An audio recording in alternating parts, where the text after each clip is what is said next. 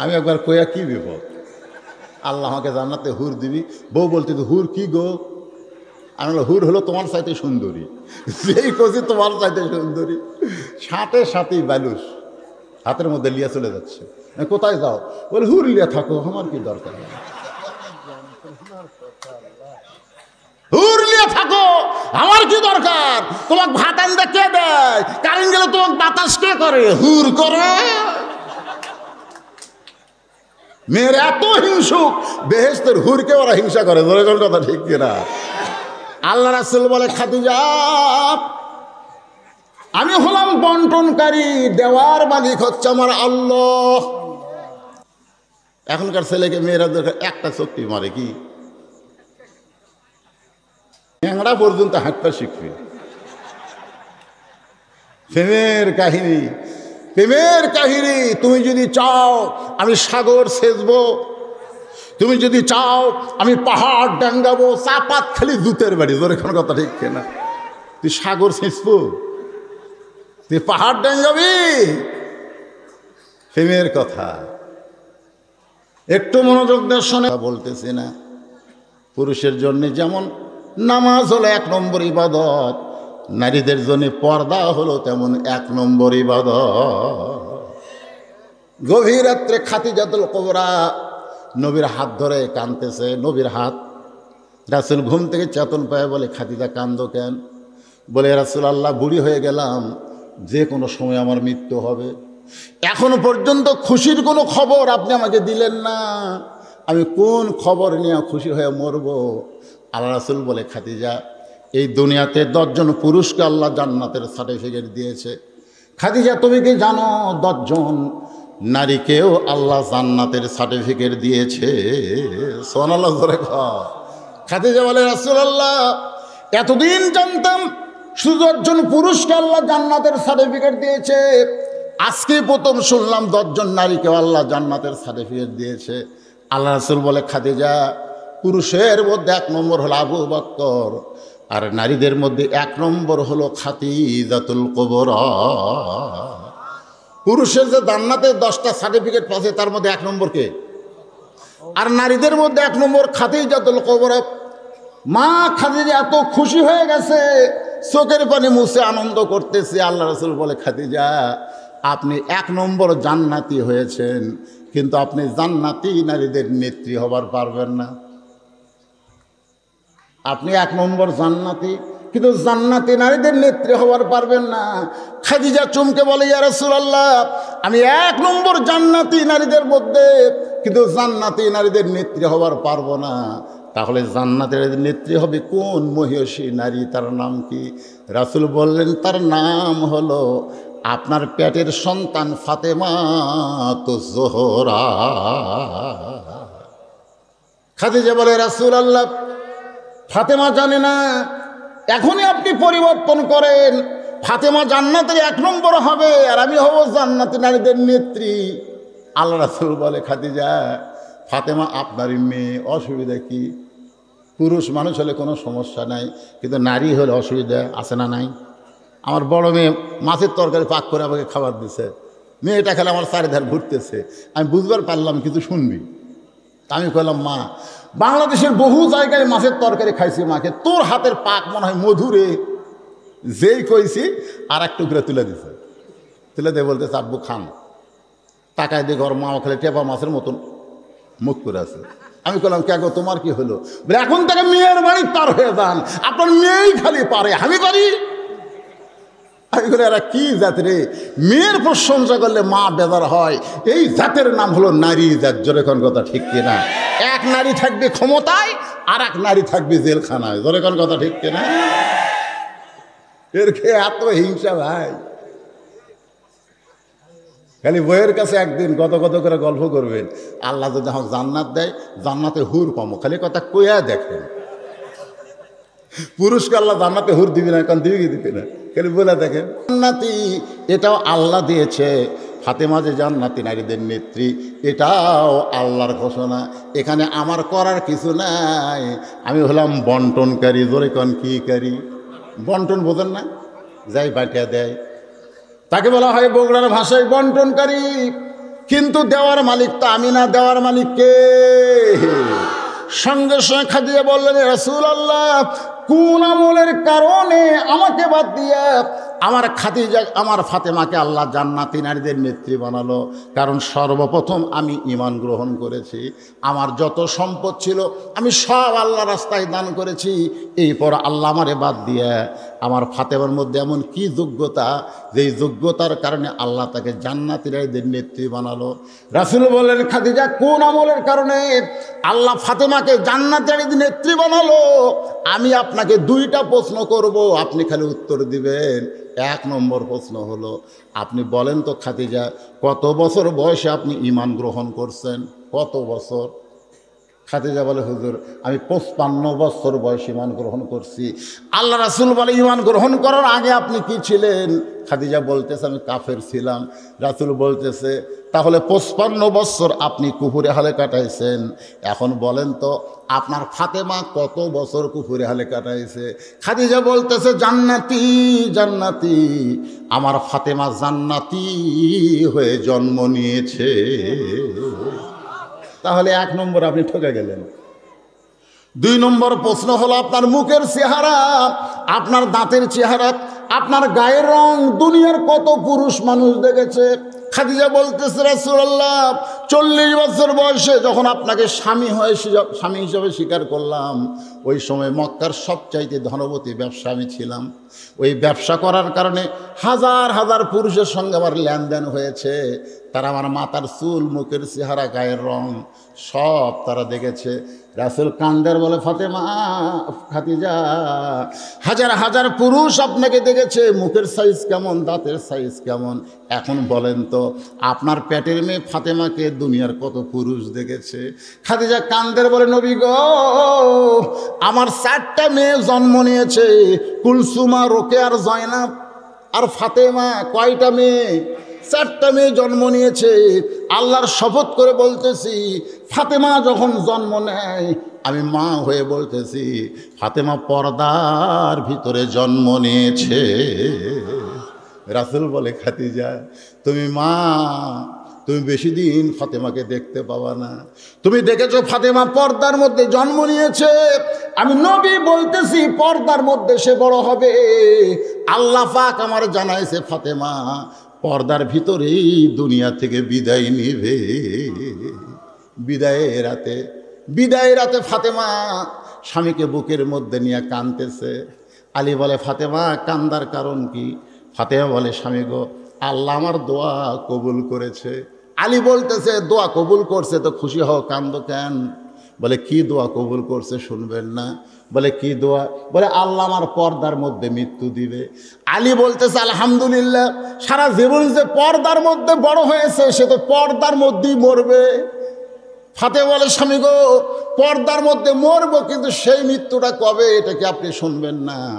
আলী বলে, ফাতেমা কখনকার মৃত্যু হবে এটা আল্লাহ ছাড়া কেউ বলতে পারবে না। ফাতেমা বলে, স্বামী গো, আল্লাহ পাক আমারে জানাইছে আজকে গভীর রাত্রে আমার মৃত্যু হবে। যেই বলছে গভীর রাত্রে মৃত্যু হবে, গাছের গোড়া কাটলে গাছটা যেমন ঠাস করে পড়ে যায়, ফাতেমাও আলীও তেমনি পড়ে গেলেন ঘরের মাঝায়। যেই গভীর রাত্রে মৃত্যুবরণ করবে সেই ফাতেমা মুস্কি মুস্কি হেসে স্বামীর কপালে একটা চুমা দেয়, বলে, স্বামী গো, এমন করে দুর্বল হয়ে যদি আপনি কাঁদেন তাহলে মরে যাওয়ার পর আমার 3টা চাওয়া কে পুরা করবে?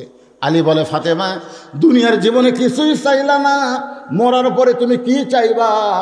আমি গরিব ছিলাম বলে তুমি কিছু চাও নাই। আসলে হযরত আলী কি ধনী ছিল না গরিব ছিল? আল্লাহ রাসূল বলেন, ফাতেমা, কোনো দিন আলীরে কষ্ট দিবি না।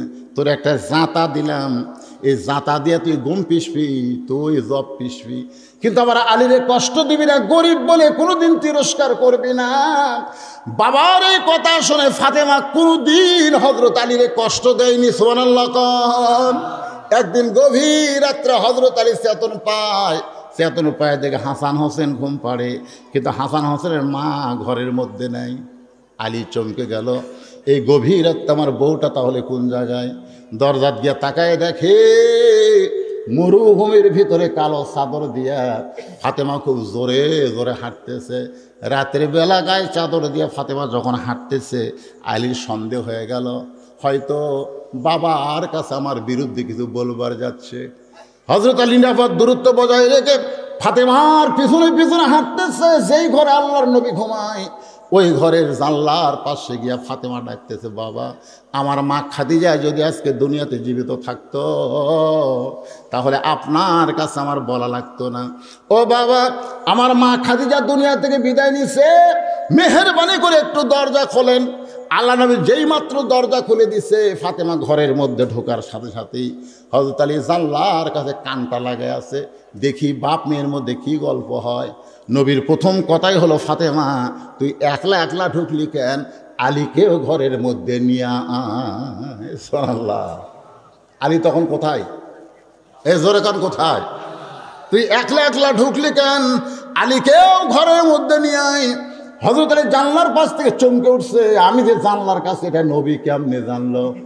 এটা নবী কেমনে জানলো? ফাতেমা বলে, বাবা, আমার স্বামীকে আপনি আনতে বলতেছেন, কিন্তু আপনি জানেন না সারাদিন কাজকাম করার পরে আমার স্বামী একটু আরামের ঘুম পাড়তেছে, আমার হাসান হোসেন ঘুম পাড়তেছে। এই ঘুমের মানুষকে আমি কেমনে ডাক দিব? আমার স্বামীর ডাক না দিয়া আমি চোরের মতন একা একা আপনার কাছে আইছি, মেহেরবানি করে আপনি একটু বাতি জ্বলান। আল্লাহর নবী বলে, ফাতেমা কি বলবি বল, বাতি জ্বলান লাগবে না। ফাতেমা বলে, স্বামী গো, বাবা গো, এতদিন আমি বলেছি, আপনি শুনেছেন, কিন্তু আজকে আমি কিছুই বলবো না, আমি শুধু দেখানোর জন্য আইছি, মেহেরবানি করে একটু বাতি জ্বলান। যেই মাত্র নবী ঘরে বাতি জ্বলাইছে, ফাতেমা দুইটা হাত নেওয়ার জন্যে না, নেওয়ার জন্যে হলে এইভাবে, নেওয়ার জন্যে না, দুইটা হাত দেখানোর জন্য এইভাবে নবীর সামনে ধরলেন। নবী বাতির আলোতে দেখতেছে দুইটা হাত গোস্তের টুকরার মতন দেখা যায়। হাতের তালু আছে, কিন্তু তালুর উপরে কোনো চামড়া নাই। দুইটা হাত গোস্তের টুকরার মতন লাল দেখে নবী ঘরের কোনায় চলে গেছে। কোনায় গিয়ে বলতেছে, আল্লাহ, তুমি ঘটকালি করেছো, তুমি ঘটকালি করে গরিবের সঙ্গে আমার মেয়ের বিয়ে দিলে। আল্লাহ, তোমার সন্তান নাই, তুমি সন্তানের দরদ কেমনে বুঝবা? তুমি যেমন লাম ইয়ালিদ ওয়া লাম ইউলাদ, আমারেও যদি তাই করতে, আমি নবীরও কোনো সন্তান থাকতো না। কিন্তু আল্লাহ, আমার ফাতেমা যে অবস্থায় আমার সামনে ঘরের ভিতরে, আল্লাহ এমন একটা গরিবের সঙ্গে ফাতেমার বিয়ে হলো। কত ধনী ধনী বিয়ে করবার চাইছিল, এ কথা নবী যখন আল্লাহকে বলতেছে, সঙ্গে সঙ্গে ফাতেমা মাথায় ঘোমটা দিয়া নবীর ঘর থেকে বার হয়ে যায়। রাসূল ডাকতে বলে, ফাতেমা, আমি তো তোর বিরুদ্ধে বলি নাই, তুই কেন ঘর থেকে বাইরে যাস? ফাতেমা বলতেছে, বাবা, আপনি কয়েকদিন আগেই বলেছিলেন আল্লাহ ছাড়া কাউকে যদি সেজদা করার হুকুম থাকতো, তাহলে ফাতেমা তোরে বলতাম আলীর পায়ে সেজদা কর। আল্লাহ ছাড়া কাউকে সেজদা করার হুকুম নাই, কিন্তু এই কথার দ্বারা আপনি বুঝাইলেন মেয়ে মানুষের কাছে আল্লাহর পরে সবচাইতে দামি সেই মহান ব্যক্তি হলো তার স্বামী। আর আমার স্বামীর বিরুদ্ধে আপনি কথা বলবেন, আর আমি ফাতেমা ঘরে দাঁড়ায় দাঁড়ায় শুনবো, এমন নারী আমি না। এই কথা বলে যখন ফাতেমা চলে যাচ্ছে, নবী চিৎকার করে বলে, আল্লাহ, আমি বাবা হইয়াও ফাতেমাকে চিনতে পারলাম না। এই ফাতেমা কে গো আল্লাহ? ফাতেমা কে?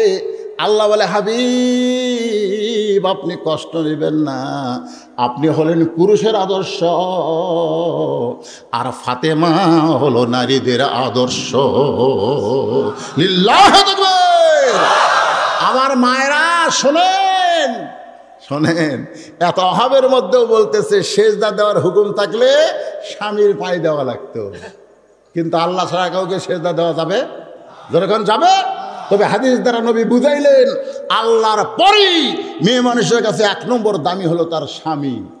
আজকে স্বামীর ওভারটেক করে সব ওভার ডিউটি মারবার চাই, যখন কথা ঠিক কিনা? আমার মায়েরা যারা আছেন একটু মনোযোগ দেয়, শুনবা কি জিনিস। আল্লাহ রাসূল দরজা খুলে বসে আছে। কে বসে আছে? বিরক্ত হচ্ছেন? দরজা খুলে বসে আছে। ইতিমধ্যে আমাদের মা আয়েশা ঘরের মধ্যে ঢুকছে, যেই ঢুকছে নবী দরজা বন্ধ করে দিয়েছে। সুবহানাল্লাহ। মা আয়েশা থরথর করে কাঁপতেছে। আল্লাহ রাসূল বলে, আয়েশা কাঁপো কেন? কে ভাই? নবী দরজা বন্ধ করে দিয়েছে। কে গেছে ঘরের মধ্যে? এই কে গেছে? আমাদের মা রে, উম্মাহাতুল মুমিনিন আয়েশা। নবী যেই দরজা বন্ধ করছে, মা আয়েশা থরথর করে কাঁপতেছে। আল্লাহ নবী বলে, আয়েশা কাঁপো কেন? বলে, আপনার জুতার পরশে আল্লাহর আরশ ধন্য হয়ে গেছে। যদি ঘরের মধ্যে কোনো বেয়াদবি হয়, এই জন্যে আমার দেহ কাঁপতেছে। রাসূল বলে, আয়েশা, একজন নবীর জুতার পরশে আল্লাহর আরশ ধন্য হয়েছে, একজন নবীর। আয়েশা বলে, হুজুর একজন নবী কেন? সেই নবী তো আপনি। রাসূল বললেন, যতক্ষণ দরজা খোলা ছিল ততক্ষণ আমি নবী ছিলাম, কিন্তু যেই দরজা বন্ধ হয়েছে আমি আর নবী নয়, আমি হলাম স্বামী, আর তুমি হইলা আমার বিবি। যতক্ষণ দরজা খোলা ছিল ততক্ষণ কি? ধরে খান, ততক্ষণ কি? দরজা বন্ধ করে কিসের নবী রে? আমি যত বড়ই হুজুর হই, এখান থেকে বাড়ি যাবো, যখন দরজা বন্ধ করে দেয় তখন যদি আমি 5 মিনিট ওয়াজ শুনবে 500 টাকা দেবো। আর বউ বলি, টুপি খোলে, হুজুরগিরি ভালোই মারছে।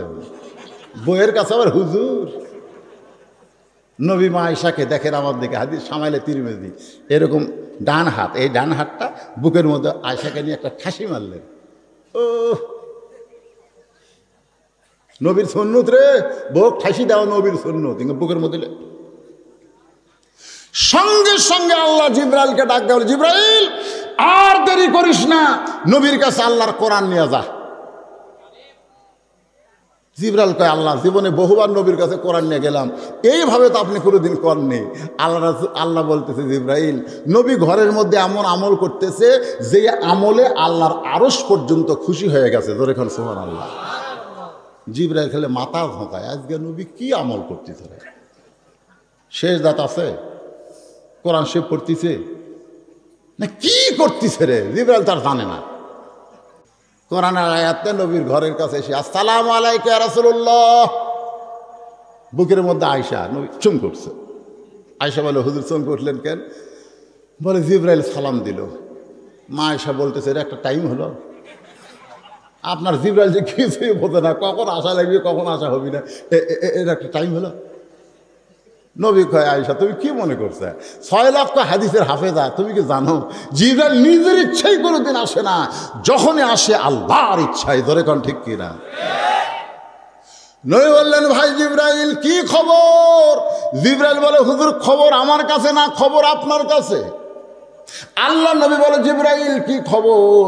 জিবরাইল বলতেছে, হুজুর ঘরের মধ্যে কি আমল করতেছেন? আমি জিবরাইল জানি না, আল্লাহর আরশ খুশি হয়ে আল্লাহ কোরআনের আয়াত নাজিল করেছে, হুন্না লিবাসুল লাকুম ওয়া আনতুম লিবাসুল লাহুন্না। সুবহানাল্লাহ। আল্লাহ রাসূল বলেছেন, একটা স্বামী যদি জান্নাতে যায় 70টা হুরের কপালে 500 বার চুমা খায়, একটা সওয়াবও নাই। আর নিজের বিবির 2 কপালের ভুরুর মাঝখানে একটা স্বামী একটা চুমা দেওয়ার সঙ্গে সঙ্গে তার আমল নামায় একটা ওমরা হজের সওয়াব পায়। জোরে করে সুবহানাল্লাহ। এই যে দেখেন, এই জায়গা একটা চুমা খাবেন, একটু শব্দ করে, একটু শব্দ করে চুমা খাবেন, একটা ওমরা হজের সওয়াব পাবেন। এখন মায়েরা বলতেছে, কাম সারছে রে, এরা যে বিড়ি খাওয়া খায়, এই বিড়ি খাওয়া মুখলে যদি চুমা মারে আমার বমি হবি। জোরে কোন কথা ঠিক কিনা? তা আপনাদের কাছে আমার অনুরোধ, চুমা খাওয়ার আগে মেসাক করবেন। যারা বিড়ি খান, মুখে একটু বড়ই পাতা, জোরে কোন কি পাতা, বড়ই পাতা দিয়ে পানের মতো একটু চাবাবেন, কারণ বড়ই পাতার গরম জলে সয়া মশারির তলে একটা মুর্দার গায়ের দুর্গন্ধ বড়ই পাতার গরম পানি দূর করে দেয়। আপনার মুখে বিড়ি সিগারেটের দুর্গন্ধ বড় পাতা দূর করে দিবে। এখন খান, যারা খাচ্ছেন তারা তার ছাড়বার পারতেছেন না। কি কন, ছাড়া যাবি? জোরে কোন ছাড়া যাবে? যাবে না ভাই। এখন কি করবেন? চুমা যদি খাবার ওমরা হজের সওয়াব চান, তাহলে বড়ি পাতা খান। আমার মায়েরা পর্দার অন্তরতে শুনতেছে আর বলতেছে, হুজুর তো ভালোই রে, খুব সুন্দর ওয়াজ করতেছে। আমি সারা জীবন মায়েদের বিরুদ্ধে ওয়াজ করলাম, আজকে মায়েদের পক্ষে আমি ওয়াজ করতেছি। জোরে কোন ঠিক কিনা? সেই ফাতেমা বলে, স্বামী গো, এমন করে আপনি কাঁদবেন না, আমি মরে গেলে আপনার কাছে আমার 3টা চাওয়া থাকবে। 1 নম্বর চাওয়া হলো রাতের অন্ধকারেই আমাকে দাফন করবেন। দিনের আলোতে যদি আমাকে দাফন করেন আমার পর্দার খেলাফ হবে। রাতের অন্ধকার আমাকে দাফন করবেন। আমার 2 নম্বর চাওয়া হলো আমার কোনো জানাজার ব্যবস্থা আপনি করবেন না। আমার 3 নম্বর চাওয়া হলো আমার লাশটা আপনি খাটনিতে তুলবেন না। কারণ ফাতেমার লাশ যখন 4 জন কান্দে নেবে ফাতেমার দেহের ওজন তারা বুঝতে পারবে। ওগো স্বামী, সারা জীবন এমন পর্দা করেছি কোনো পরে আমার লাশ যেন না ওঠে। এখন আমি হিসাব করে দেখলাম আমার বাবা যদি দুনিয়াতে জীবিত থাকতো তাহলে ফাতেমার মরা লাশ বাবা কান্দে নিবার পারতো। আমার হাসান হোসেন যদি বড় হইতো মায়ের লাশের খাটনি কান্দে নিবার পারতো। 6 মাস আগে বাবা চলে গেছে, হাসান হোসেন এত ছোট, আপনি শুধু আমাকে কান্দে করে জান্নাতুল বাকির পূর্ব কোণায় আমাকে দাফন করবেন। জান্নাতুল বাকির পূর্ব কোণায় হযরতে দাফন করার পরে আল্লাহকে বলতেছে, আল্লাহ আমি ফাতেমার প্রতি রাজি হয়ে গেছি, আপনি রাজি হয়ে যান। এই কথা বলার পরে তাকায় দেখে সামনে কয়েকটা পুরাতন কবর। এই মাত্র হযরত আলী ফাতেমাকে কবর দিল, কিন্তু সেই কবর নাই। সামনে কয়েকটা পুরাতন কবর দেখা যায়। গোটা জান্নাতুল বাকি হযরত আলী দৌড়ায় আর পাগলের মতন চিল্লায় বলে, পুরাতন কবর, নতুন কবর কোথায় রে? পুরাতন কবর এখনই দিলাম ফাতেমাকে, সেই নতুন কবর কোথায়? কে যেন বলতে চালি আমার ফাতেমা হলো পর্দানিশী।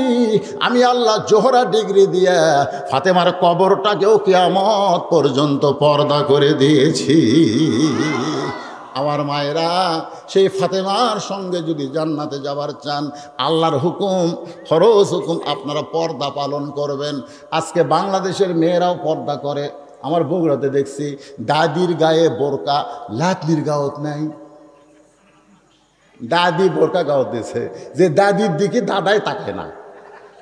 এখনকার আপনার বুড়ি মানুষ 50-60 বছরের মেয়ের দিকে পুরুষ মানুষ তাকায়। কথা কন না ভাইরে, কথা কন, তাকায়। 50 বছর আমের গাছের গোড়াতে একজন বেড়া দিচ্ছে।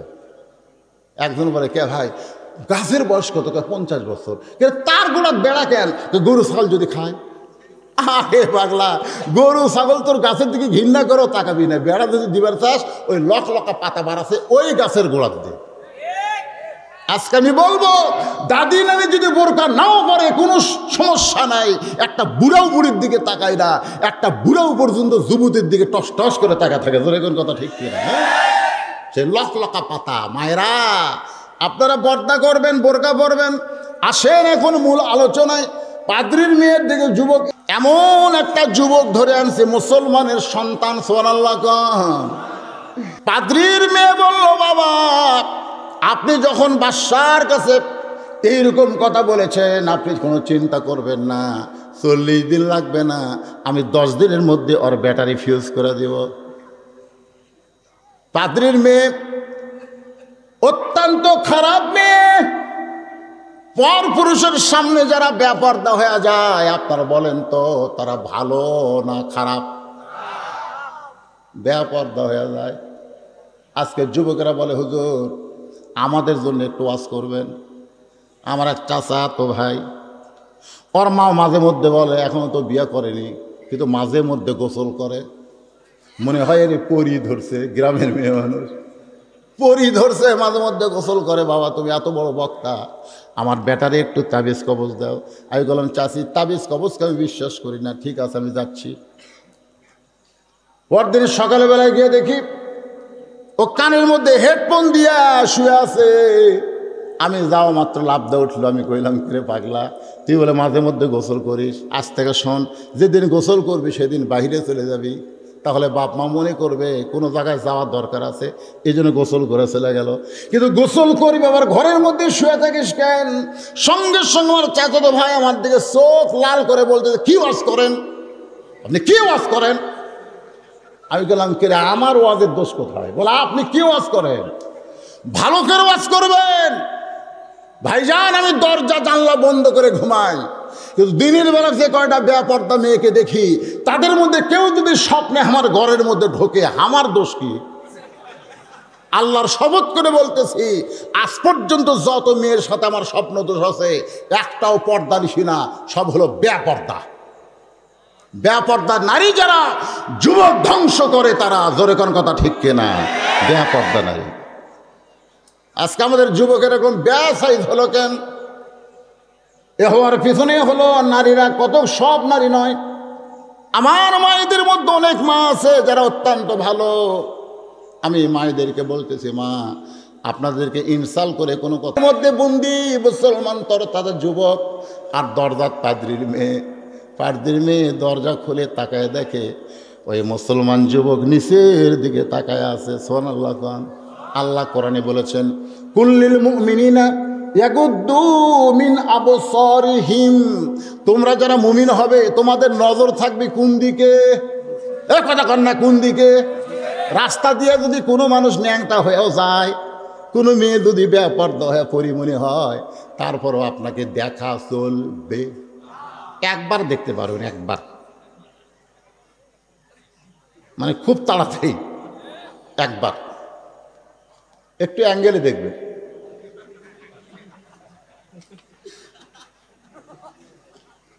আর আপনারা কি করেন?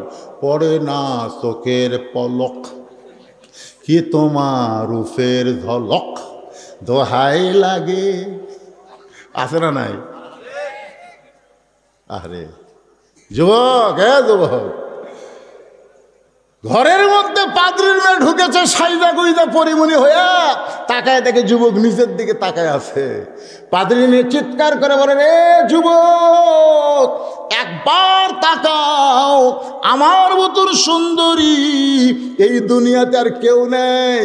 আমার বাবা ইচ্ছা করে তোমাকে ঘরের মধ্যে পাঠায়, তোমার ঘরের মধ্যে পাঠায় দিয়েছে। তোমার মন যা চায় তুমি তাই করতে পারো। আল্লাহর কোরআন বলে, যুবক রে তাকাস না, তাকাস না। যে পরনারীর দিকে তাকাবে না, ওই যুবকের জন্য আল্লাহ জান্নাতের হুর দিয়া দিবে। আচ্ছা, পাদ্রী মেয়ে কি হুর করে? এই যুবক, এই পাদ্রী মেয়ে কি হুর? তোমরা যদি কোনো মেয়ের দিকে না তাকাও না, বিয়ার পরে তাকাও, বিয়ার পরে বউয়ের দিকে তাকাও। আবার কোনো মেয়ে বলতে বউ আবার এর মধ্যে আনেন না। বউ একটাবারও তাকাইনি। আল্লাহর হুকুম, জোরে কান, কার হুকুম? আল্লাহ বলতেছে, কুল্লিল মুমিনিনা, যে যুবক দুইটাকে আগুনের চুলার মধ্যে হত্যা করছে তারা কি মুমিন? যাক ধরে আনছে তাই কি? কথা কানে, তাই কি মুমিন? আর মুমিনের জন্য আল্লাহ বলেছে, কুল্লিল মুমিনিনা ইয়াগুদ্দু মিন আবসারিহিম। পাদ্রীর মেয়ে মন খারাপ করে চলে গেল, পরিমণির চাইতেও সুন্দরী হলাম, অথচ একটা যুবকের দিকে, যুবককে আমার দিকে তাকাতে পারলাম না। পাদ্রী বলতেছে, মা খবর কি? বলে 40 দিনের কেবল একদিন গেছে, অসুবিধা কি? আরও 39 দিন। পরের দিন পাদ্রী মেয়ে চিন্তা করে, খালি সাইজা গুইজা গেলে হবে না, একটা গান গাওয়া লাগবে। একটা গান যখন শুরু করব, তখন যুবক বাধ্য হয়ে ওই গানের তালে আমার দিকে তাকাবে। গান, জোরে কোন কি? বন্ধু যখন বউ লইয়া আমার বাড়ির সামনে দিয়া অঙ্গ করা হাঁটা যায়, বুকটায় আমার ফাটিয়া যায়। গান আছে না নাই? জোরে করা আছে মুরব্বীরা, গান আছে। আমি কি তোর আপন ছিলাম না রে জরিনা। কেমন মুরব্বীরা মনে আছে? আমি তো মুরব্বী, আপনারও মুরব্বী। এই জরিনার গান দাদাও কছে, লাতিও কছে। আই রে জরিনা রে। কত গান আছে যে গান দিয়ে যুবকদেরকে নষ্ট করে। এখন পাদ্রীর মেয়ে গান শুরু করেছে ওই যুবকের ঘরে। আল্লাহ বলে, যুবক রে, পাদ্রীর মেয়ের কাছে দুনিয়াবি গান, আর তোমার কাছে আমার আল্লাহর কোরআন। আর রহমান পড়েন, আর রহমান আল্লামাল কোরআন খলাকাল ইনসান আল্লামাহুল বায়ান। এখন এই যুবকটা কোরআন তেলাওয়াত শুরু করছে, পাদ্রী মেয়ে গান গাচ্ছে, আর যুবক কোরআন পড়তেছে। আপনারা বলেন তো পাওয়ার বেশি কার? এই ধর এখন গানের না কোরআনের? যত সুপারহিট গান হোক না কেন, কয়দিন চলে? এই যে কিছুদিন একটা গান হলো বাদাম বাদাম, ছোট ছোট বাচ্চারা কথা কবরে না, বাদাম বাদাম আমার কাছে আছে বুবু কাঁচা বাদাম। তারপর আর একটা গান আসলো, ও যে কি কি সিনেমার গান, পাগলার লাগাল না শিনে না। তারপরে আর একটা আসলো, কুত্তার বাচ্চা ফুটফুটা সুন্দর। আপনার বলেন তো এগুলো আছে? এ জোরে কথা গান আছে? আমাকে বগুড়ার হিরো আলমও মাঝে মধ্যে গান কয়। একটা গান খুব বেশি থাকলে 15-20 দিনের উপরে থাকে না, কিন্তু 10 বছর বয়স থেকে 5 ওয়াক্ত নামাজ ধরেছে। এখন লোকটা 60 বছর বয়স হয়ে গেছে। এই 50 বছর ধরে প্রতি রাকাতে সূরা ফাতিহা পড়তেছে। বলেন তো লোকটাকে এত বছর এত রাকাতে সূরা ফাতিহা পড়তেছ, এই ফাতিহা কোনোদিন তোমাকে বিরক্ত লাগছে? যখন বিরক্ত লাগবে। কোরআনের এমন একটা দান, কিয়ামত পর্যন্ত যদি পড়েন তারপরেও তার আকর্ষণ আপনার অন্তর থেকে কমবে না। যখন ঠিক কিনা ভাই? মাদ্রাসার 6 জন ছাত্র মাথায় পাগড়ি দিছে, কিন্তু একটা ছেলে কোরআন তেলাওয়াত করলো। আপনাকে কেমন লাগছে? যখন কেমন লাগছে? বাংলাদেশের কারি আসাদ যখন কোরআন পড়ে, পিং পতন শব্দ হয় না, মানুষগুলো নীরব হয়ে তার কোরআন তেলাওয়াত শোনে। এত সুন্দর আকর্ষণ আল্লাহ আমার কোরআনের মধ্যে দান করেছে। মেয়েটার গান গাইয়া যখন যুবককে পাগল করতে পারলো না, এবার মেয়েটা ঘরের মধ্যে ঢুকে খালি গান শুরু করতেই যুবক কোরআন তেলাওয়াত করে। মেয়েটা চুপটি করে এসে ওই যুবকের পিছনে বসে, যুবক কোরআন তেলাওয়াত করে আর মেয়েটা কোরআন তেলাওয়াত শোনে। শুনতে শুনতে 30 দিন হয়ে গেছে। জোরে গান কয়দিন? আর হাতে আছে কয়দিন? 40 দিনের মধ্যে 30 দিন হয়ে গেল। পাদ্রী বলে, মা 40 দিনের সময় নিয়ে চলে আসছে মা, 30টা দিন চলে গেল, এখন পর্যন্ত যুবককে তুই বেয়াসাইজ করতে পারলি না। মেয়েটা চোখের পানি বের করে মনে মনে কয়, বাবা ওই যুবককে আমি বেয়াসাইজ করতে পারি না, বরং যুবক আমাকে সাইজ করেছে। কিন্তু বলতেছে না তো এখনো কয়দিন? জোরে বলেন কয়দিন? 31 দিনের মাথায় 31 দিনে মেয়েটা পিছন থেকে বলতেছে, যুবক ও যুবক, তোমাকে নষ্ট করার জন্যে রোম সম্রাট কাইসারের কাছে আমার বাবা ওয়াদাবদ্ধ হয়েছে, 40 দিনের মধ্যেই তোমাকে চরিত্রহীন করতে হবে। কিন্তু যুবক রে, তোমার কাছে এমন একটা পাওয়ার আছে, যে পাওয়ারের আলোতে আমি পাদ্রীর মেয়ে পাগলি হয়ে তোমার তেলাওয়াত শুনে মুগ্ন হয়ে গেলাম।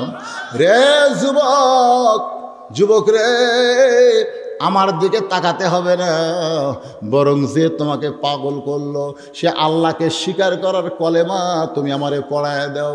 এবার যুবক ওই মেয়েটার সামনে উচ্চারণ করলেন, লা ইলাহা ইল্লাল্লাহু মুহাম্মাদুর রাসূলুল্লাহ। মেয়েটা ঈমান গ্রহণ করলো।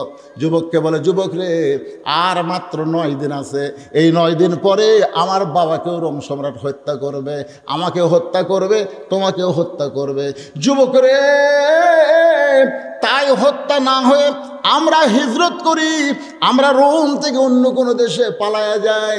যুবক চিল্লায় বলতেছে, রে মেয়ে, মুসলমান পলানোর জাত না, মুসলমান হয় শহীদ। জোরে কোন কথা ঠিক কি না? আমার 2 ভাই আগুনের চুলার মধ্য দিয়া জান্নাতে গেছে, আমিও জান্নাতে যাবার চাই। আমার ভাইদের নেকি বেশি বলে ওরা তাড়াতাড়ি জান্নাতে চলে গেল, কিন্তু আমার নেকি কম বলে আজকে আমার জন্য অনেক সময় দেরি হয়ে গেল। মেয়েটা বলে, যুবক রে, তোমার 2 ভাইকে হত্যা করেছে, তোমাকে হত্যা করবে। যদি এইটা প্রচার না করো তাহলে দুনিয়ার মুসলমান কেমনে জানবে? এই কারণে হত্যা না হয়ে বরং আমরা হিজরত করব।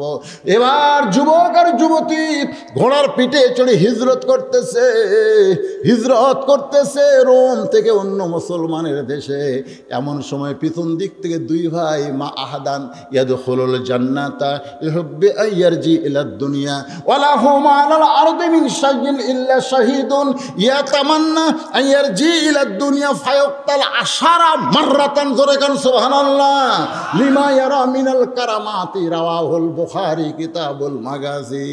ওই দুই ভাই, যে দুই ভাইকে আগুনের চুলার মধ্যে হত্যা করা হয়েছে, ওই দুই ভাই পিছন দিক থেকে ঘোড়ার পিঠে চড়ে আসতেছে আর ডাকতেছে, আব্দুল্লাহ রে, যুবকের নাম হলো আব্দুল্লাহ, আব্দুল্লাহ কোথায় যাস, একটু থাম। যুবক চিন্তা করে যে দুই ভাইকে আগুনের চুলার মধ্যে হত্যা করলো, এদেরই তো কণ্ঠ শোনা যায়। তাকায় দেখে ওই দুই ভাই জান্নাতি ঘোড়ার পিঠে চড়ে বসে আছে। রে আব্দুল্লাহ, একটা অপরিচিত মুসলমান হয়ে গেছে, তাকে নিয়ে তুই কোথায় যাবি? আল্লাহ আমাদেরকে জান্নাত থেকে পাঠিয়ে দিয়েছে। বলতেছে, ভাই তোমাদের দুইজনের কাছে জান্নাত কেমন লাগতেছে? যে আব্দুল্লাহ সে দুইজনকে বলতেছে, তোমরা যে দুইজন জান্নাতে গেলা, এই জান্নাত তোমাদের কেমন লাগতেছে? দুই ভাই বলতেছে, আল্লাহ আমাদেরকে বলে জান্নাতে থাকো, কিন্তু আমরা বলি আল্লাহ আমরা দুনিয়াতে যাবার চাই, দুনিয়াতে যাবার চাই। আল্লাহ বলে জান্নাতকে তোমাদের ভালো লাগে না? আমরা বলি আল্লাহ লিমা ইয়ারা মিনাল কারামাতি, আমরা ওই শহীদ হওয়ার সময়, আগুনে পুড়ার সময় যে মজা পাইছি, জান্নাতের মধ্যে সেই মজা নাই। আজকে বাতিলের বিরুদ্ধে লড়াই করতে গিয়া শাহাদাতের পিয়ালা যদি আমরা পান করতে পারি, পিয়ালা পান করার সময় যেই মজা আজকে ফিলিস্তিন পাচ্ছে, এই মজা কিন্তু জান্নাতের মধ্যে নাই। তাই সকলেই আমরা বলবো অন্যায়ের সঙ্গে আপোষ না, বরং বাতিলের বিরুদ্ধে লড়াই করার মন মানসিকতা তৈরি করা লাগবে। জোরে বলেন ঠিক কিনা? কারা কারা রাজি? দুই হাত তুলে আমার আল্লাহকে দেখান। লিল্লাহি তাকবীর। আল্লাহ আল্লাহ তুমি কবুল করো আল্লাহ, জোরে কোন আমিন। আমরা দুই ভাই আইছি তোরে বিয়ে পড়াই দিতে, এই মেয়েটারে নিয়ে তুই এভাবে থাকা তো জায়েজ নেই। জান্নাত থেকে এসে মা হাদান ইয়াদখুলুল জান্নাতা, সুবহানাল্লাহ খান। আপনারা কি মনে করতেছেন? কি মনে করতেছেন? আল্লাহ রাস্তায় যারা জীবন দিচ্ছে, ওয়ালা তাকুলু লিমান ইউকতালু ফি সাবিলিল্লাহি আমওয়াত বাল আহইয়া, আল্লাহ রাস্তায় যারা জীবন দেয় তাদেরকে তোমরা মৃত্যু বলো না, আমি আল্লাহ বলতেছি তারা জীবিত। এ কথা আমার না আল্লাহ। ইরান বলেছে ইসরায়েল থেকে ইহুদি তাড়াতে আমার 1 ঘন্টা লাগবে না। কয় ঘন্টা? 1 ঘন্টাও লাগবে না। সামান্য কয়েকজন জাগির আছে, জাগির বোধে, এই জাগির থেকে এখন আল্লাহর ঘর ওরা দখল নেবার চায়। আজকে ফিলিস্তিনের মুসলমান রক্ত দেয়, জীবন দেয়, বাংলাদেশের মুসলমান আফসোস পর্যন্ত করে না। জোরে কোন কথা ঠিক কিনা ভাই রে?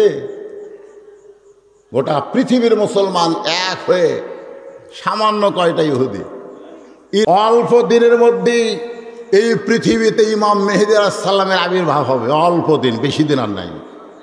আপনি মনে করেন না কাফেরদের হাতে, ইহুদির হাতে আল্লাহ তার ঘর ছাইড়া দিবে? জোরে কোন ঠিক কিনা? মনে করেন? মুসলমান একটু খেয়াল করবেন। জন্য বলতেছি, ফেরেশতা জিবরাইল বললেন, রাসূলুল্লাহ আপনি যদি জান্নাত থেকে বের না হন, আল্লাহ আপনাকে জান্নাত থেকে বের করে দিবে না। কারণ জান্নাতে ঢুকলে ফাদখুলুহা খালিদিন, আল্লাহ চিরস্থায়ীভাবে তারে জান্নাত দিয়ে দেয়। আপনি যদি বার না হন, আল্লাহ আপনাকে বার করে দিবে না। কাকে বলতেছে? আমাদের নবীকে বলতেছে। এই মোহাম্মদ কলেজ কেন আমাকে নবী বলতে ক্ষতি আছে? কার নবী? আরে ভাগ্য ভাগ্য ভাগ্য, এমন নবীর উম্মত হওয়া হলো কপালের ব্যাপার। অনেক নবীরা পর্যন্ত আমাদের নবীর উম্মত হওয়ার পারে নাই। চতুর্থ আসমানে একজন নবী আছে, ঈসা আলাইহিস সালাম। যখন আল্লাহ তাকে চতুর্থ আসমানে নিয়ে গেলেন, ঈসা বলতেছে, আল্লাহ আমাকে নবী করে দুনিয়াতে পাঠালেন, সেখান থেকে আপনি আমার এই চতুর্থ আসমানে নিয়ে আসলেন। আমি জানি দুনিয়াতে যারা যায় মরার জন্যই যায়। দুনিয়া হলো মরার জায়গা। ধরে কারণ কিসের জায়গা? আমরা যারা দুনিয়াতে এসেছি বাঁচার জন্যই না মরার জন্যে? অন্তর থেকে বলেন, বাঁচার জন্যই না মরার জন্যে? যতই চেষ্টা করেন বাতিলের সঙ্গে আপোষ করে অনেক দিন বাঁচবো, আল্লাহ বলে বাঁচতে পারিস কিন্তু থাকতে পারবি না, মরাই লাগবে। জোরে কোন কথা ঠিক কিনা? ঈসা বলতেছে, আল্লাহ দুনিয়াতে মানুষ যায় মরার জন্যে, আমার কি মৃত্যু হবে না? আল্লাহ বলে ঈসা একমাত্র আমি আল্লাহ ছাড়া সবাই মারা যাবে, শুধুমাত্র একজন মারা যাবে না, তিনি কে? আরো জোরে, যে আজরাইল আমাদের জান কবজ করে সে আজরাইলও মরবে, কারণ কুল্লু নাফসিন যায়িকাতুল মাউত, এই নফসের মধ্যে আজরাইলও আছে। আল্লাহ বলে ঈসা তোমার মৃত্যু হবে। ঈসা বলতেছে আল্লাহ এই চতুর্থ আসমানিকে আমার মৃত্যু হবে। আল্লাহ বলে ঈসা আবার তোমাকে দুনিয়াতে প্রেরণ করা হবে। ঈসা বলতেছে আল্লাহ কবে নবী করে প্রেরণ করবেন? আল্লাহ বলে নবী নয়, বিশ্ব নবীর উম্মত করে তোমাকে প্রেরণ করা হবে। সঙ্গে সঙ্গে ঈসা নবী এক নিয়তে 4 রাকাত নামাজ আদায় করলেন। আল্লাহ বলে ঈসা নামাজ পড়লা কেন? বলে নবী হয়ে যেই শান্তি পাই নাই, খুশি হই নাই, বিশ্ব নবীর উম্মত হওয়ার কারণে শুকরিয়া তান 4 রাকাত নামাজ আপনাকে পড়ে দেখালাম। আমাকে নবীর উম্মত হওয়ার কথা শুনে ঈসা নবী খুশি না বেজার? আর আমরা বিনা দরখাস্তে সেই নবীর উম্মত, ভাগ্যের ব্যাপার। তাই বাজান হেলায় খেলায় সময় ফুরে দিয়েন না, একটু খেয়াল করে শোনেন। এই বছর হলো আপনার কষ্টের বছর। যে বছর আল্লাহ নবী মেরাজ করেছেন এই বছরটা হলো নবীর জীবনের সবচাইতে কষ্টের বছর। ধরে কোন কিসের বছর? 1 নম্বর কষ্ট হলো চাচা আবু তালেব মারা গেছে। 1 নম্বর কষ্ট হলো চাচা আবু তালেব মারা গেছে। উনি কি বলবেন, হুজুর চাচা মরলে ভাস্তার কি হয়? চাচা মরলে ভাস্তা তো খুশি হয়, কারণ বাপের সাথে সবচাইতে বেশি গন্ডগোল যার হয় তার নাম কি? কথা কয় না কেন? 1 হাত জায়গার জন্যে আমার চাচা আমার বাপক মারছে, আমি সেদিন থেকে দোয়া করে আল্লাহ আমার চাচার মৃত্যু দাও। এই শয়তানকে আমি দেখতে চাই না, কারণ বর্তমানের চাচা আর নবীর চাচার মধ্যে তফাৎ আছে না? না, আল্লাহ নবী বলেছেন মায়ের পেটের মধ্যে থাকতাম এতিম ছিলাম, আমার বাবা মারা গেছে কিন্তু দুনিয়াতে জন্ম নেওয়ার পরে এতিম না। সাহাবারা বললেন ইয়া রাসূলুল্লাহ আপনার বাবা মায়ের পেটের মধ্যে থাকতে মারা গেল, আল্লাহ আপনাকে এতিম বলে ঘোষণা করলো, এরপরও আপনি এতিম কেন নয়? আল্লাহ নবী বললেন সাহাবীরা শোনো, যেদিন থেকে চাচা আবু তালেব আমার দায়িত্ব নিয়েছে আমার যে বাবা নাই এ কথা আমি একটাবারও মনে করতে পারিনি। সেই চাচা মারা গেছে। চাচা দুনিয়া থেকে মৃত্যুর কয়েকদিন পরে দরদের বিবি খাদিজা, দরদের, যেরকম কিসের বিবি? দরদের। আপনারা বুঝবেন না, যারা 2 বিয়ে করছে তারা বুঝবে। এখানে কি 2 বিয়ে করা কে লোক আছেন? যদি থাকে তারা বুঝবি, 1 বিয়ালারা বুঝবি না। হাসতেছেন কেন? বিয়ের আয়াত দেখেন, যেখানে কোরআনে বিয়ের আয়াত দিছে সেখানে আল্লাহ প্রথম 2টার কথা কছে, 2টা বিয়ে করো, মজা আছে। একটা রাগ করলে আর একটার বাড়ির যাবা, জোরে কোন কথা ঠিক ছিল। যদি 2টা দিয়ে তোমার তৃপ্তি না হয় 3টা করো, জোরে কোন কয়টা করো?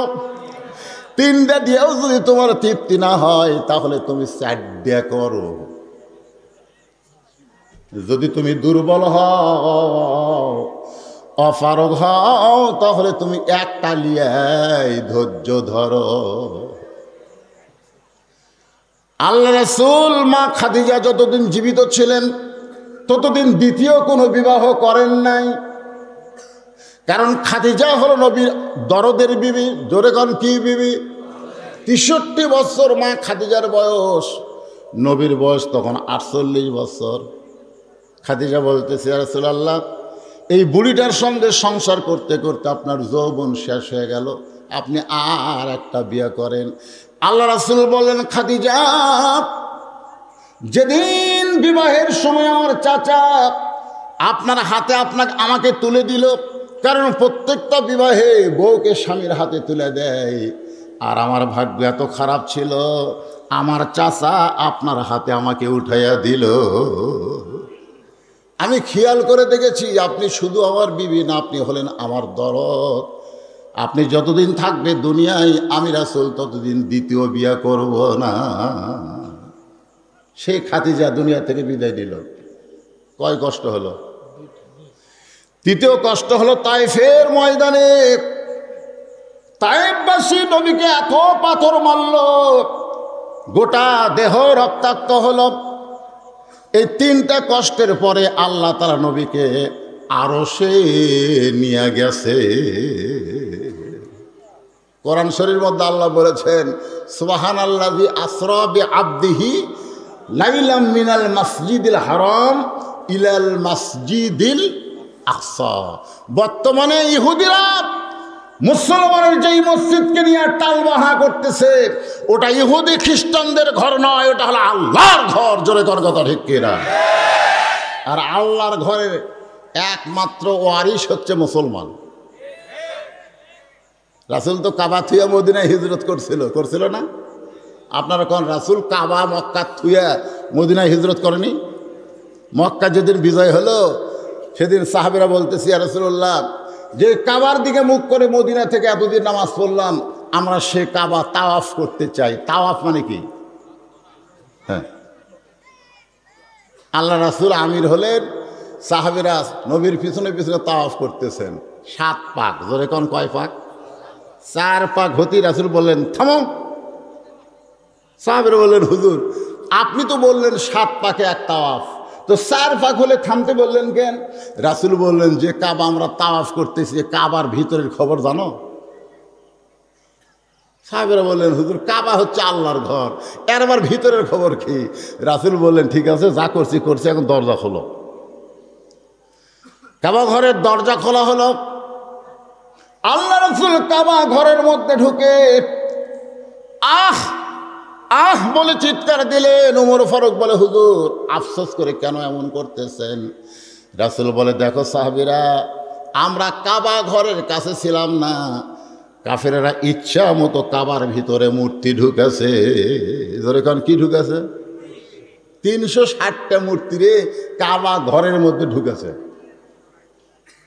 তার মানে বোঝা গেল আল্লাহর ঘর একমাত্র আল্লাহওয়ালা ছাড়া কেউ ভালো রাখতে পারে। বাইতুল মুকাদ্দাস কার ঘর? সে আল্লাহর ঘরের জন্য মুসলমানেরা 100 বছর, 1-2 বছর না, 100 বছর ধরে তারা যুদ্ধ করতেছে আল্লাহর ঘর তাদের দখলে নেওয়ার জন্যে। যেই ঘর এমন একটা ঘর, সমস্ত নবী রাসূল সেই ঘরের মধ্যে নামাজ পড়েছে। কাবা ঘরের মধ্যে সব নবী রাসূল নামাজ পড়ে নাই, কিন্তু বাইতুল মুকাদ্দাসের ভিতরে সমস্ত নবী রাসূল নামাজ পড়েছে। আর আমাদের নবী ইমামতি করেছে। ওই বাইতুল মুকাদ্দাসে নামাজ পড়ার কারণে আমাদের নবীকে আল্লাহ তাআলা ইমামুল আম্বিয়া, ইমামুল মুরসালিন ডিগ্রি দিয়েছে। এটা শুধু ফিলিস্তিনের মুসলমানের দরকার না, আমাদেরও দরকার। হুজুর আপনি যদি আল্লাহর জান্নাত থেকে বের না হন, আল্লাহ আপনাকে জান্নাত থেকে বের করে দিবে না। সঙ্গে সঙ্গে নবী বললেন, জিব্রাইল, যেই কথা একবার বলেছো এই কথা তুমি দ্বিতীয়বার বলতে পারবে না। জিব্রাইল কয়েক ধাপ পিছনে আইছে, কারণ রাহমাতুল লিল আলামিন নবী রাগ করছে। সুবহানাল্লাহ কোন লাগে? একবার বলেছো, এই কথার দ্বিতীয়বার বলতে পারবো না। আমি নবী আল্লাহর ঘরে থাকার জন্য, জান্নাতে থাকার জন্য ঢুকি নাই, আমি জান্নাত দেখার জন্য ঢুকেছি। আমার উম্মতের জন্য আল্লাহ কেমন জান্নাত বানাইছে ওইটা দেখার জন্যে আমি নবী সেই দিন থাকার জন্য জান্নাতে ঢুকবো যেদিন আমার সমস্ত উম্মতেরা জান্নাতি হবে। যেই নবী জান্নাতে যায় আমাদের কথা বলে না, সেই নবী খালি নবী না, সেই নবী হলো আমাদের নেতা। ধরে কান কি? আমার নেতা, তোমার নেতা। একটু মনোযোগ দিয়ে কথাগুলো শুনবেন। রে যুবকেরা, তোমরা মাগরিবের নামাজও পড়ে নাই, এশার নামাজও পড়ো নাই, কোরআনের মাহফিলে বসে আছো, আফসোস করো না। আজকের আলোচনা শোনার পরে ফজর থেকে তুমি যদি নামাজ ধরো, বাকি জীবনে যত নামাজ পড়ো নাই আল্লাহ সব গুনাহ মাফ করে দিবে। তাই বলবো বাবাজিরা, একটু মনোযোগ দিয়ে শোনা। আল্লাহ বললেন, ইয়া আইয়ুহাল্লাযীনা আমানু, যারা আমাকে বিশ্বাস স্থাপন করেছো, সাহাবারা বললেন, ইয়া রাসূলুল্লাহ, যারা আল্লাহকে বিশ্বাস স্থাপন করে তাদের কোয়ালিটি কি, তাদের গুণ কি? আল্লাহ রাসূল বললেন, ইকরার বিল লিসান, জবানে বলা লাগবে আল্লাহ, জোরে কোন কি? তাসদিক বিল জানান, শুধু জবানে বললে হবে না, কলিজার মধ্যে জায়গা দেওয়া লাগবে।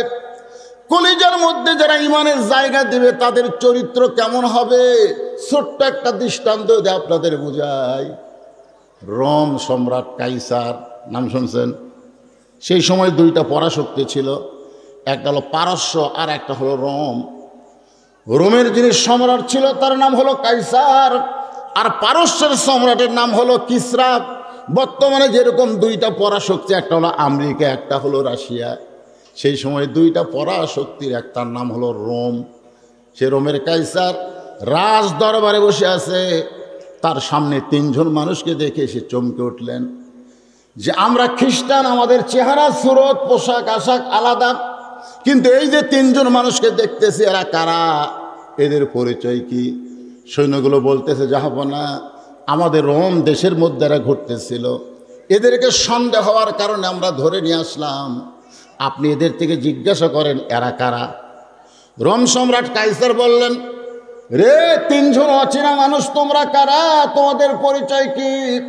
সঙ্গে সঙ্গে তিনজন কোরআন থেকে তেলাওয়াত করলেন, মিল্লাতা আবিকুম ইব্রাহিম ওয়া সাম্মাকুমুল মুসলিমিন। কি পরিচয় দিল? আমাদের পরিচয় হলো আমরা আমাদের জাতির পিতার নাম হলো ইব্রাহিম, যিনি আমাদের নাম রেখেছে মুসলমান। রোম সম্রাট কাইসার বলে, আমরা হিন্দু আর তোমরা মুসলমান। আমাদের হিন্দু রাজ্যে তোমরা তিনজন মুসলমান বন্দী হয়েছ। যদি তোমরা বাঁচতে চাও, যদি তোমরা বাঁচতে চাও, তাহলে এই মুহূর্তে তোমরা বলো আল্লাহ রাসূল মানি না। যদি তোমরা বাঁচতে চাও তাহলে এই মুহূর্তে বলো আল্লাহ রাসূল মানি না। তিনজন মুসলমান সমস্যারে বলতেছে, দরকার হলে জীবন দিব, দরকার হলে জীবন দিব, কিন্তু এক মুহূর্তের জন্যে আল্লাহ রাসূল আমরা ছাড়ব না। তাসদিক বিল জানান, কলিজার মধ্যে যখন ঈমান ঢুকে যায় সেই লোকটার কাছে জীবনের চাইতে ঈমানের দাম অনেক বেশি। আজকে রাজশাহীর মানুষের কাছে আমি জানতে চাই, আপনাদের কাছে জীবনের দাম বেশি না ঈমানের দাম বেশি? বুঝাশোনা করবেন, পরীক্ষা হবে, কিন্তু পরীক্ষা হবে। আল্লাহ বলেছেন বিনা পরীক্ষায় ছেড়ে দেওয়া হবে না। লিয়াবলুয়াকুম আইয়ুকুম আহসানু আমালা, তোমাদের সুন্দর আমলের পরীক্ষা হবে, সেই পরীক্ষায় আমাদের পাশ করা লাগবে। ঈমান আর জীবন এই দুইটাকে খেয়াল করবেন। আমাদের কাছে জীবনের দাম বেশি না ঈমানের দাম বেশি? কাদের কাছে জীবনের চাইতে ঈমানের দাম বেশি? দুই হাত তুলে আমার আল্লাহকে দেখান। লিল্লাহি তাকবীর, হাত নামান। দরকার হলে ঈমানের প্রয়োজনে আমরা কি দিব, কিন্তু ঈমান কথা কয় না রে। আপনারা কি মনে করতেছেন ফিলিস্তিনে যে যুদ্ধ হয়েছে, শুরু হয়েছে, এই যুদ্ধ খালি ফিলিস্তিনের মধ্যে থাকবে? আমরা বাংলাদেশি হুজুর, আমাদের কোনো টেনশন নেই, টেনশন নেই। রোম সম্রাট কাইসার রাগ করে বললেন, আমার মুখের সামনে এত বড় কথা, জীবন দেবে ঈমান দেবে না, এই আগুনের চুলা জ্বালাও। বলার সঙ্গে সঙ্গে আগুনের চুলা জ্বালানো হলো। চুলার উপরে কয়েক মণের তেলের একটা ডেকচি দেওয়া হলো। নিচ থেকে তাপে তেলগুলো যখন টকবক টকবক করতেছে, রোম সম্রাট কাইসার বললেন, এই তিনজনের মধ্যে একজনকে আগুনের চুলার মধ্যে ফেলে দাও। একজন যখন পুড়ে ছাই হয়ে যাবে, ওর কষ্ট দেখে বাকি দুইজন আল্লাহ রাসূল ছেড়ে দিবে। একজনের মরা দেখে বাকি দুইজন, এই কিসের আল্লাহ রে, জীবন বাঁচান ফরজ। আপনারা কোন তো জীবন বাঁচান ফরজ না ঈমান বাঁচান ফরজ?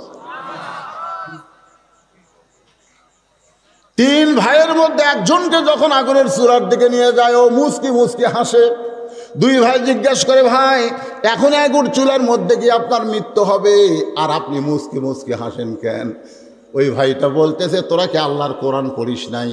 আল্লাহ কোরআনে বলেছেন ওয়ালা তাকুলু লিমান ইউকতালু ফি সাবিলিল্লাহি আমওয়াতুন বাল আহইয়াউ ওয়ালাকিন লা তাশউরুন। আপনার বলেন তে কথা কার? এক ভাই দুনিয়া থেকে শহীদ হয়ে গেছে এই কয়েকদিন আগে, হাসপাতালে নিয়ে গেছে দুই ভাইকে, ছোট মানুষ, একজন শহীদ হয়ে গেছে আর একজন আহত অবস্থায়। যখন ছোট ভাইয়ের মুখ ঢাকতেছে কাপড়ের কাপড় দিয়া, তখন বড় ভাই বলতেছে আমার ভাইটাকে আমার কাছে নিয়ে আসো। টিচারে করে যখন বড় ভাইয়ের কাছে নিয়ে আসলো, বড় ভাইয়ের বয়স হলো 11 বছর, আর যেটা শহীদ হয়েছে তার বয়স হলো 9 বছর। এখন 11 বছরের ফিলিস্তিনের বাচ্চা 9 বছরের ভাইয়ের কবর একটা চুম্বন দিয়ে বলে ভাই তুমি জান্নাতে চলে গেছো, আমিও তোমার পথে যাবার চাই। লিল্লাহি তাকবীর। বাংলাদেশের মায়ের একটা সন্তান জন্ম দেয় আর ফিলিস্তিনের মায়ের একটা মুজাহিদ জন্ম দেয়। জোরে কোন কথা ঠিক কিনা? ঘোরাফেরা 4G মোবাইল নিয়ে ঘোরো আর টালকি মারো, মিস কল মারো, সুন্দর নারী দেখলে পরে আমার দিল দেওয়ানা করে ওলে ওলে ওলে। এই ঘোরাফেরা থাকবে না। আমার এলাকার এক ছেলে R15 পায়, হাইরে মজা ভাই, সমানে গাড়ি চলায়, মোটর সাইকেল চালায় এই করে। আমি একদিন বললাম এবার যে ভাই মোটর সাইকেল চলাই তো বেশি দিন বাঁচবি না। কিছুদিন পর শোনা গেল ট্রাকের তলে পড়ে গেছে, আর দাদা বেঁচে আছে, আমি মরিছে। যুবকেরা মনে করতেছ আজরাইল এখন আমাদের কাছে আসবে না, সময় শেষ হয়ে গেলে আর কেউ থাকতে পারবো না। ধরে কোন ঠিক কিনা? যখন নিয়ে গেলে এক ভাই আগুনের চুলার মধ্যে ফেলে দিচ্ছে, দুই ভাই দেখতেছে সুবহানাল্লাহ। এক ভাই আগুনের চুলার মধ্যে পুড়তেছে আর দুই ভাই দেখতেছে আর মুচকি মুচকি হাসতেছে। দুই ভাই দেখতেছে চোখ বন্ধ করে, চোখ খোলা রেখে না, চোখ বন্ধ করে দেখতেছে। বড় ভাইয়ের খাঁচাটা আগুনের চুলার মধ্যে পড়ে গেল, আর খাঁচার পাখি কে যেন ধরে ইল্লিন নামক জান্নাতের বাগানে উড়ে দিল। আপনার বলেন তো এই দৃশ্য দেখার পরে আগুনের চুলায় যাইতে আর কোন আপত্তি থাকে? আল্লাহ কোরআনে বলেছেন বাল তুসিরুনাল হায়াতাদ দুনিয়া ওয়াল আখিরাতু খায়রুম ওয়া বাকা। তোমরা যে দুনিয়ার মোহে পাগল হয়ে গেলে, এই দুনিয়া হলো ক্ষণস্থায়ী, এই দুনিয়া হলো ক্ষণস্থায়ী। এই দুনিয়া থেকে তোমাদের যেখানে নিয়ে যাওয়া হবে সেইটা হলো চিরস্থায়ী। চিরস্থায়ী আখিরাত তোমাদেরকে আল্লাহ সুন্দর করে সাজাই দিবে যদি ক্ষণস্থায়ী জীবনে আল্লাহকে রাজি করতে পারো। আপনারা কি মনে করতেছেন এই দুনিয়াই শেষ? এই দুনিয়াই শেষ, আমাদের আখিরাত আছে না নাই? আল্লাহর বান্দারা তা একটু মনোযোগ দিবেন। রোম সম্রাট কাইসার বললেন একজনকে হত্যা করা হয়েছে আর একজনকে নিয়ে যাও। এবার দুইজনের মধ্যে একজনকে যখন নিয়ে বেড়াইছে, ও আপন ইচ্ছায় রওনা দিয়েছে। সুবহানাল্লাহ। রোম সম্রাট কাইসার কই পাগল নাকি রে? এক ভাই মরে গেল, আর এক ভাই নিজে হাঁটতেছে, তার মানে কি এরা মৃত্যুরে ডরায় না? মৃত্যুরে ডরাবে কেন? আল্লাহ বলেছে ইয়া আইয়ুহাল্লাযীনা আমানুত্তাকুল্লাহা হাক্কা তুকাতিহি, যারা আমাকে বিশ্বাস স্থাপন করেছো, কোনো আগুন নয়, কোনো দরিয়া নয়, বরং ভয় করতে হবে আল্লাহকে। জোরে কোন কথা ঠিক কিনা? যার প্রমাণ দিয়েছে আমাদের জাতির পিতা নমরুদ বলতেছে ইব্রাহিম যে আগুন জ্বলতেছে খালি টান মারবো আর পড়ে যাবে। আল্লাহ কা ইব্রাহিম বারবার নমরুদ তোকে আগুন দেখাই, তুই একটু তাকায় দেখতো। ইব্রাহিম আলাইহিস সালাম তাকায় দেখে আগুনের চূড়াকে আল্লাহ শান্তির বাগান বানায় দিছে। সুবহানাল্লাহ। এখন আপনারা বলেন সে আগুন করতে যাইতে কি ইব্রাহিম নবীর ভয় থাকবে? কারণ জান্নাতের বাগান। সুবহানাল্লাহ। বারবার ফেরাউন বলতেছে মুসা, তিন দিকে আমরা সৈন্য দাঁড়ায় গেছি, একদিকে সাগর, তুই সাগরে কেমনে যাবি? আল্লাহ বলে মুসা ফেরাউন সাগর দেখাই, তুমি একটু সাগর দেখো। মুসা নবী তাকায় দেখে সাগরকে আল্লাহ তাআলা 12 লাইন রাস্তা বানায়া দিছে। সে আল্লাহ এখন আছে না নাই? জোরে এখন আছে না নাই? একটু মনোযোগ দিয়ে শুনবেন। দ্বিতীয় ভাইকে যখন আগুনের চুলার মধ্যে ফেলে দেওয়া হলো, ও চলে গেল আল্লাহু আকবার বলে কলেমা পড়তে পড়তে। রোম সম্রাট কাইসার মাথার চুলের মধ্যে হাত দিয়ে বলতেছে, আজকের যুদ্ধে আমার পরাজয় হবে, আজকের যুদ্ধে আমার পরাজয় হবে। তিন ভাইয়ের মধ্যে দুই ভাই দুনিয়া থেকে বিদায় নিল, আর একজন যাওয়ার জন্য লাফালাফি করতেছে। আজকের যুদ্ধ আমি পরাজিত হলাম তিনজন মুসলমানের কাছে। সুবহানাল্লাহ খান। এমন সময় রোম সম্রাট কাইসারের পাদ্রী বলে, জাহাপনা, এই যুদ্ধে আপনি বিজয় লাভ করবেন। বলে কেমনে? বলে দুইজন তো আগুনের চুলার মধ্যে ঝাঁপ মারছে, কিন্তু এইটাকে আগুনের মধ্যে ফেলালে হবে না, এর চাইতে বেশি গুণ আগুনের মধ্যে ফালানো লাগবে। রোম সম্রাট কাইসার বলে, পাদ্রী রে, এর চাইতে পাওয়ারফুল আগুন আবার কোনটা? 9 বছরের ফাতেমা হাতের মধ্যে চুরি দিয়া মুচকি মুচকি হাসে। মেয়েটার বয়স হলো মাত্র কয় বছর? ঘরের মধ্যে চুরি দিয়ে মুচকি মুচকি হাসতেছে। নবী ঘরের মধ্যে ঢুকলেন না, নবী বারান্দায় চলে আসলেন। ফাতেমা চমকে গেল। যেই বাবা ঘরের মধ্যে ঢুকে আমাকে মা মা বলে আদর করে, সেই বাবা কেন ঘরে ঢুকলো না? বারান্দায় গিয়ে দেখে নবীর চোখ দিয়ে দর দর করে পানি পড়তেছে। ফাতেমা বললেন, বাবা কি দুঃখে আপনি কাঁদেন? আল্লাহ রাসূল বললেন, ফাতেমা যে দুনিয়াতে সাজবে, আল্লাহ তার আখিরাতের সাজ কমায়া দিবে। সঙ্গে সঙ্গে ফাতেমা হাতের চুরি খুলে মাটির ফেলা দিলেন। নবী দৌড়ে গিয়ে চুরি দুইটা কুড়ে জামার পকেটের মধ্যে ঢুকাইলেন। ফাতেমা বলে, বাবা যেই চুরি হাতে দেওয়ার কারণে আপনি ঘরে ঢুকলেন না, সেই চুরি ফেলা দিলাম, আপনি কেন কুড়ে পকেটে ঢুকাইলেন? রাসূল বলে, ফাতেমা তুই যে চুরি দুইটা ফাইলা দিছিস, এরা বড় রাগ করে ফেলে দিছিস।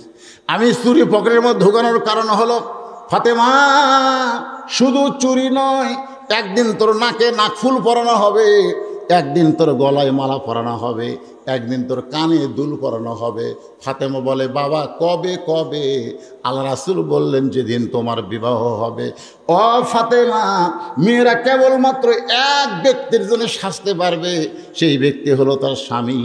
স্বামী ছাড়া অন্য কোনো পুরুষের জন্যে নারীরা সাজতে পারবে না। জোরে কোন এই কথা কার? আল্লাহর নবীর কথা। আর আল্লাহ কোরআনে বলেছেন, অকরনা ফি বুয়ুতিকুন্না ওয়ালা তাবাররাজনা তাবাররুজাল জাহিলিয়াতিল উলা। পাদ্রী বলতেছে, এই আগুনের চাইতেও পাওয়ারফুল আগুন আমার বাড়িতে আছে, যে আগুনের বয়স হলো মাত্র 17 বছর। আমাকে মাত্র 40 দিনের সময় দেবেন। এই 40 দিনের মধ্যে একে আমি ব্যাসাইজ করে আপনার সামনে দেব। আগুনের চুলা দেখলে বাঁচার জন্যে কান্নাকাটি করবে। রোম সম্রাট কাইসার বলে, পাদ্রী তোমার কথা বুঝতে পারলাম না, এই চুলার আগুনের চাইতেও তোমার বাড়িতে পাওয়ারফুল আগুন কি? রোম সম্রাট পাদ্রী বলতেছে, সম্রাট আমার বাড়িতে যে আগুন আছে, সে আগুনটা হলো একটা সুন্দরী মেয়ে। আমার একটা সুন্দরী মেয়ে আছে, এই সুন্দরী মেয়ের পাল্লায় এই যুবককে ফালাতে হবে। আমি ছোটবেলায় একটা গান শুনেছিলাম, আমার সিয়ামিন ভাই শুনছে কিনা জানি না, আমার বগুড়াতে গানটা খুব চলছে। রূপে আমার আগুন জ্বলে, যৌবন ভরা অঙ্গে, প্রেমের সুদা পান করেছি, হায়রে আমার দিওয়ানা। রূপে কি জ্বলে? আগুন। দুনিয়ার আগুন দিয়ে আমাদের বাংলাদেশের যুবকদেরকে মারা হবে না, তাদের ঈমান নষ্ট করার জন্য বেপর্দা নারীকে রাস্তায় ছেড়ে দেওয়া হবে। জোরে কোন কথা ঠিক কি না?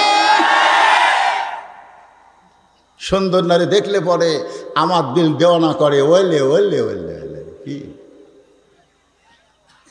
পাদ্রী বলতেছে, আমার বাড়িতে 17 বছর একটা সুন্দরী মেয়ে আছে, সেই সুন্দরী মেয়ের পাল্লায় যুবককে যদি ফেলে দেওয়া হয়, 40 দিন পর যুবক আসবে, আগুনের চুলা দিকে ভয় করবে, আপনার যুদ্ধে আপনার বিজয় হবে।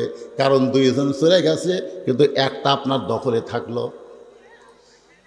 রোম সম্রাট কাইসার বললেন, ঠিক আছে তোমাকে হুকুম দিলাম।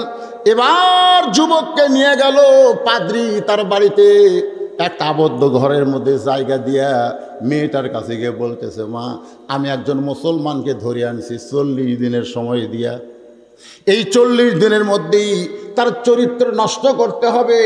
বাবা হইয়া মেয়েকে বলতেছে, মা আমি একটা মুসলমান যুবককে ধরে আনছি, 40 দিনের মধ্যে তার চরিত্র নষ্ট করা লাগবে। কারণ মুসলমানের ঈমানকে নষ্ট করতে গেলে আগে চরিত্র নষ্ট করা লাগবে।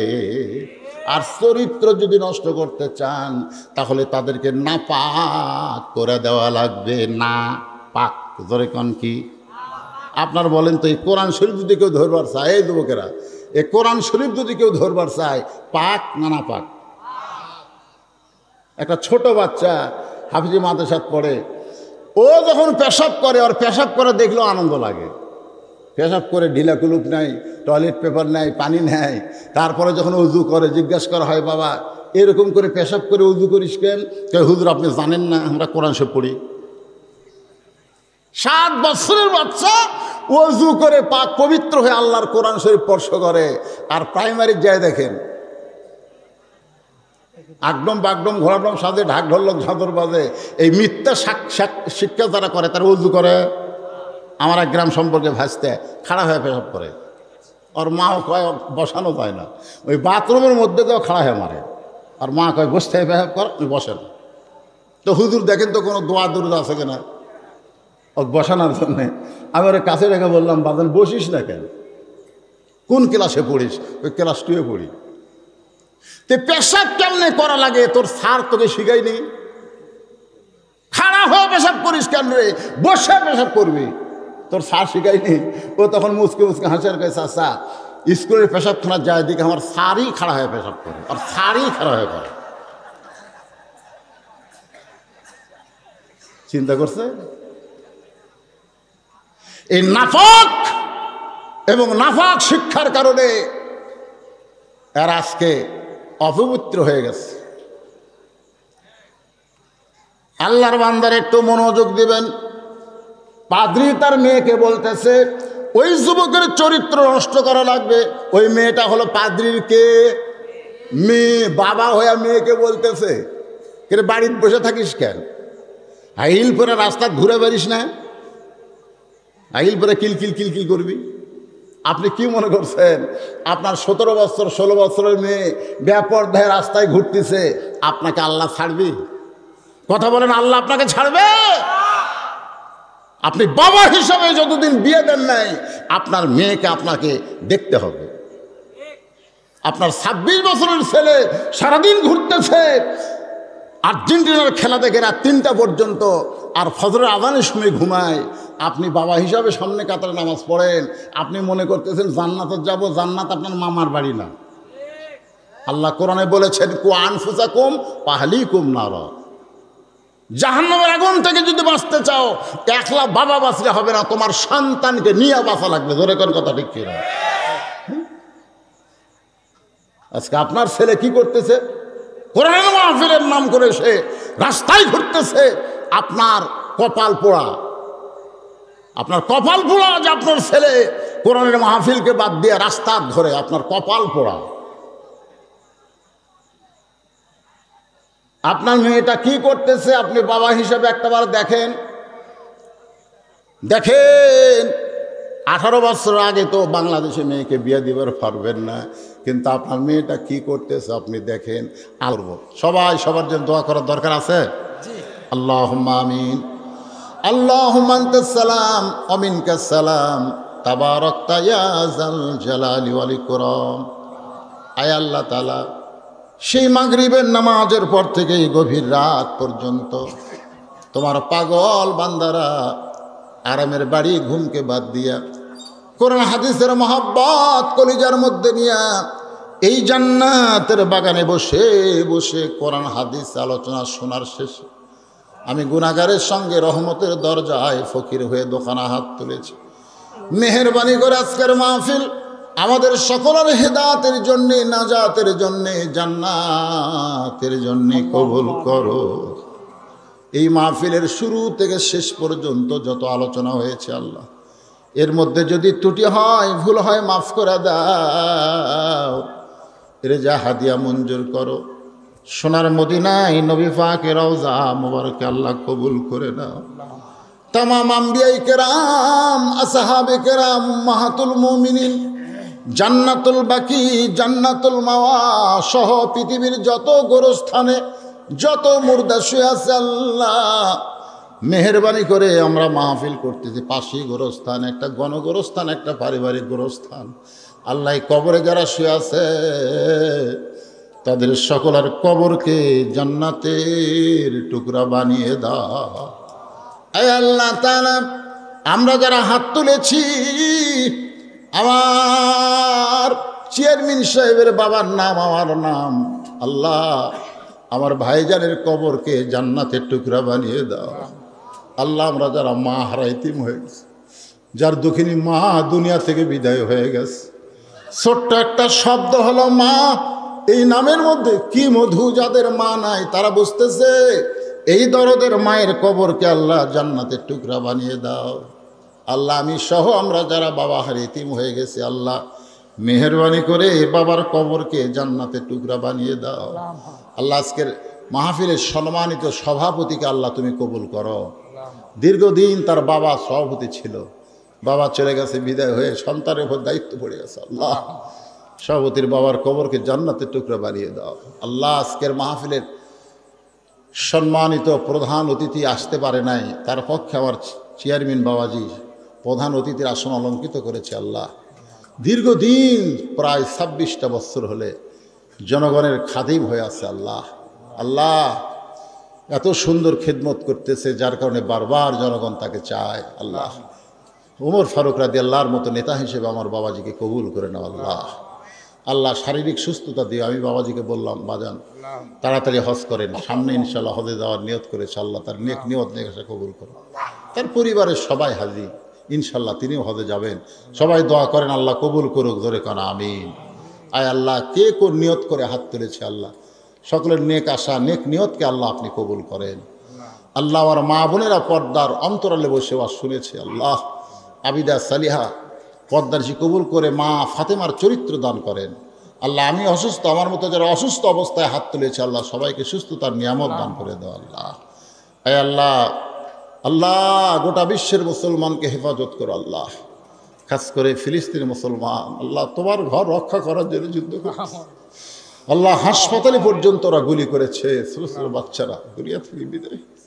আল্লাহ তুমি সব দেখতেছো, আল্লাহ সমস্ত ক্ষমতার মালিক তুমি। আল্লাহ আল্লাহ মুসলমানের ইমানের শক্তি বাড়ায় দাও, তোমার ঘরকে তুমি হেফাজত করো। আল্লাহ আর বাংলাদেশের প্রতি খাস রহমত নাজিল করো। আল্লাহ খাস করে অত্র রাজশাহীর অঞ্চলে আল্লাহ রহমত বরকতের দরজা খুলে দাও। 4 তারিখে মাহফিল হওয়ার কথা ছিল, তুমি বৃষ্টি দিয়েছিলে, মাহফিল হয়নি। সেই মাহফিলটা আজকে 20 তারিখে হলো। আল্লাহ মেহেরবানি করে আল্লাহ মাহফিলকে আমাদের সকলার হেদায়েতের জন্যে, যুবকদেরকে 5 ওয়াক্ত নামাজের জন্য মাহফিলকে আল্লাহ তুমি কবুল করে নাও। সুবহান রাব্বিকা রাব্বিল ইজ্জাতি আম্মা ইয়াসিফুন ওয়া সালামুন আলাল মুরসালিন walhamdulillahi rabbil alamin la ilaha illallah muhammadur rasulullah।